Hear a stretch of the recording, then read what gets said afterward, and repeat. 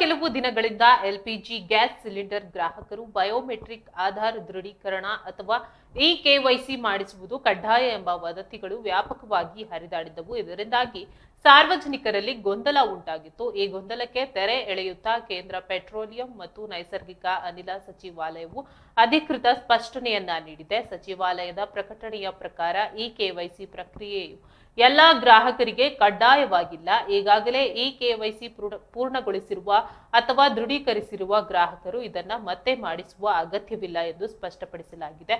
ಇದು ಇಕೆವೈಸಿ ಮಾಡಿಸದ ಅಥವಾ ಬಾಕಿ ಉಳಿಸಿಕೊಂಡಿರುವ ಗ್ರಾಹಕರಿಗೆ ಮಾತ್ರ ಸೀಮಿತವಾಗಿದೆ. ಆಧಾರ್ ಬಯೋಮೆಟ್ರಿಕ್ ದೃಢೀಕರಣವು ಹೊಸ ನಿಯಮವಲ್ಲ, ಇದು ಈಗಾಗಲೇ ಜಾರಿಯಲ್ಲಿರುವ ಪ್ರಕ್ರಿಯೆಯಾಗಿದೆ.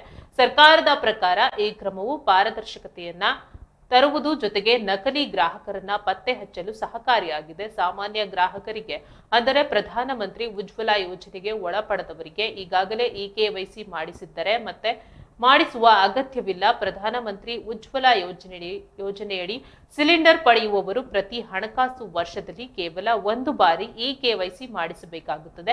ಇದು ಸಬ್ಸಿಡಿ ಹಣವನ್ನ ಪಡೆಯುವ ಉದ್ದೇಶಕ್ಕಾಗಿ ಮಾತ್ರ. ಮುಖ್ಯವಾಗಿ 1 ವರ್ಷದಲ್ಲಿ 7 ರೀಫಿಲ್ಗಳ ಬಳಕೆಯ ನಂತರ ಅಂದರೆ 8 ಮತ್ತು 9ನೆಯ ಸಿಲಿಂಡರ್ಗಳನ್ನ ಪಡೆಯುವ ಸಮಯದಲ್ಲಿ ಈ ಪ್ರಕ್ರಿಯೆಯನ್ನ ಪೂರ್ಣಗೊಳಿಸಬೇಕಾಗುತ್ತದೆ ಎಂದು ಸಚಿವಾಲಯವು ತಿಳಿಸಿದೆ.